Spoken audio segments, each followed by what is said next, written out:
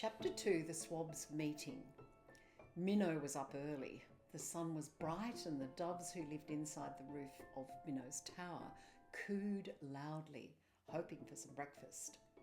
Minnow obliged them by scattering some seed on the stone deck outside her bedroom. After that, she ran downstairs to sit in the magic wishing chair. Every morning she went into the enchanted chair and sent out about 1,000 wishes. Minnow always looked down on anyone who said it was foolish to wish for impossible things. If the White Queen in Alice Through the Looking Glass can believe 6 impossible things before breakfast, she'd say, why can't I believe 1,000? Just as she finished wishing, Minnow heard Frank arrive, and he was with someone wonderful. "Tolkien!" she exclaimed as she ran over to greet the gigantic wolfhound with a hug. "How long is he staying with you?" she asked. "He's sleepover dog for a bit," replied Frank. "Grandad had to go on a business trip, so Tolkien's with us." Tolkien stood up on his hind legs and hugged Minnow hard. "Oh, I love Irish wolfhounds," said Minnow, "but Robot doesn't. She's terrified of any dog other than Campese, so you must keep Tolkien in here. Ro is still asleep on my bed." "Good," Frank said. "Tolkien is an excellent wizard, but he might enjoy a bit of wildness with Ro."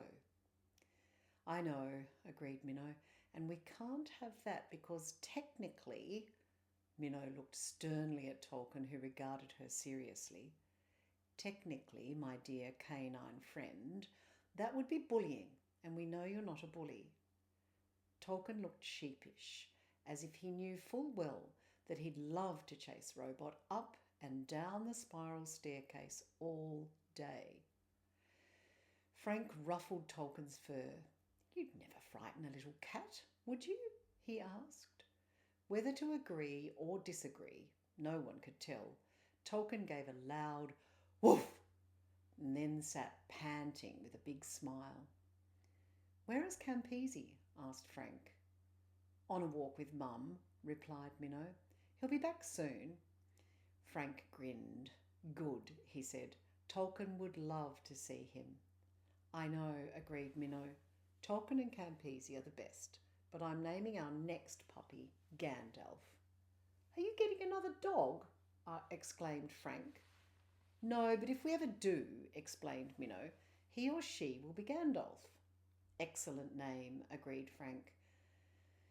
"Now," said Minnow, "down to business. I've done enough wishing for both of us so the universe knows what we want and she's onto it." Frank smiled. "Very good," he said.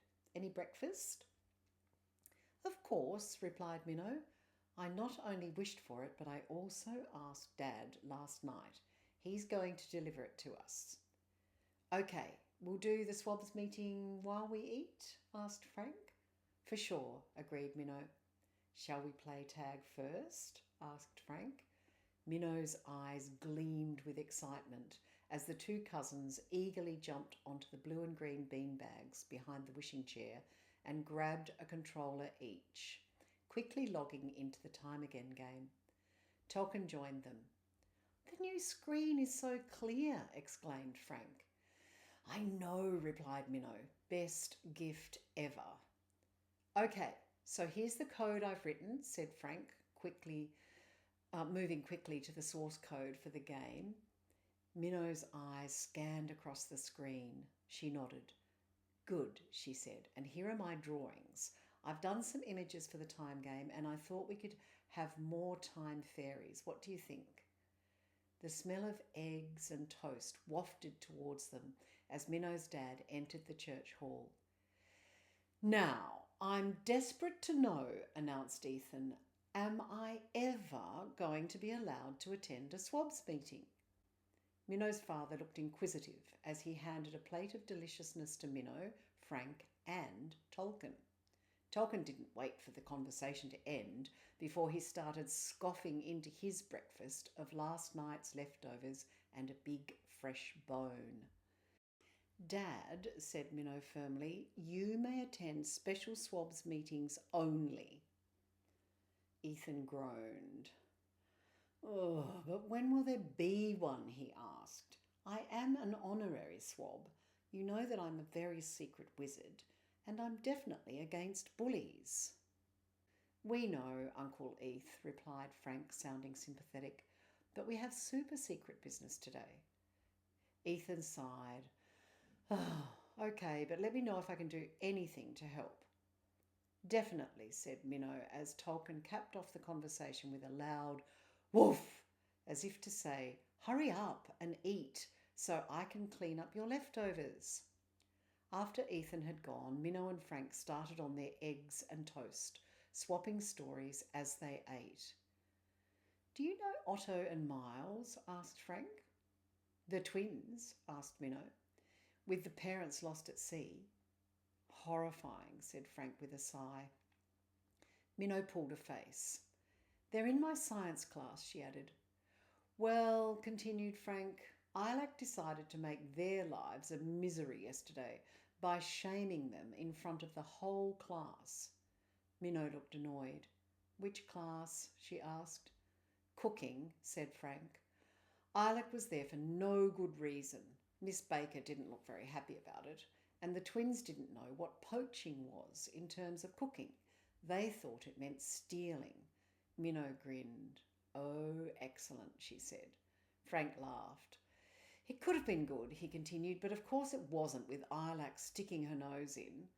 She took over from Miss Baker and asked in her simpering tone, What's the first thing we need to do to poach an egg? No one said anything for ages, and then she pointed at Otto and demanded that he answer. He said, Well, I suppose you need to find somewhere to steal the eggs. Of course, exclaimed Minnow.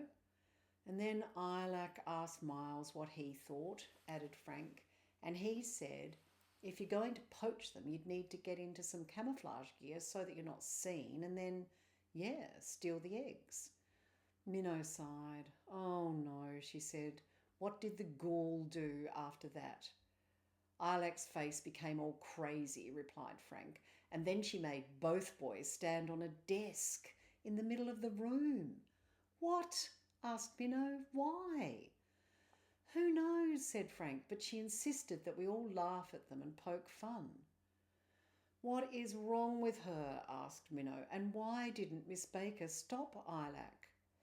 I don't know, said Frank. Why don't any of the teachers say anything? Miss Baker always acts as if she's lovely, but to be honest, I think she's mean, and she has favourite students. I know, Minnow said with a scowl. Adipet and Dinsey are her current favourites, and they're so mean, always causing some sort of trouble. Absolutely, said Frank. They were horrible yesterday. Ilac made us call out names to tease Otto and Miles. Adipet and Dinsey were right into it, but we all did it. Ilac forced us to. So cruel, said Minnow, like Trunchbull. Absolutely, said Frank, except I wasn't up to being as brave as Matilda. Minnow put her hand on Frank's back. Don't worry, she said. This is a SWABS meeting. We'll figure out what to do. Should we get our parents involved? Suggested Frank. There was a sudden clattering as Campese burst into the church hall. He's a wild labradoodle with white fur that's always dirty. Woof, he said, as he and Tolkien scrambled round one another, sniffing and barking and carrying on as if they were best friends from another life.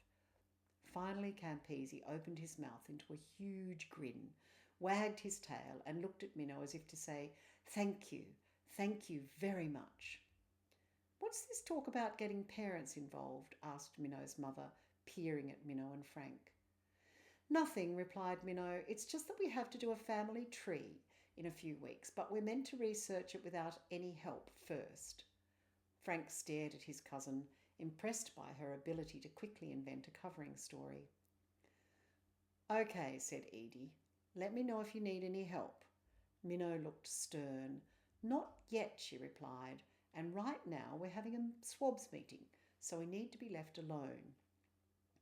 Understood, said Edie, smiling at Frank. Very serious. Frank laughed. It has to be, he said. Minnow sighed. Thank you, she added firmly, staring at her mother as if to say, off you go. As soon as Edie had left the room, Minnow whispered to Frank, let's ask the twins what they want before we get our parents involved, okay? Frank nodded. Good idea, he said. But you know that ILAC won't let ordinary students talk to the orphans. ILAC's stupid rules never stopped a SWAB before, Minnow replied, looking fierce. Never, exclaimed Frank with a grin. Let's get on with it then, said Minnow. Aim number 1, we have to speak to the twins today. Tolkien and Campese capped off the SWABS meeting with 2 very loud barks. Woof! Woof!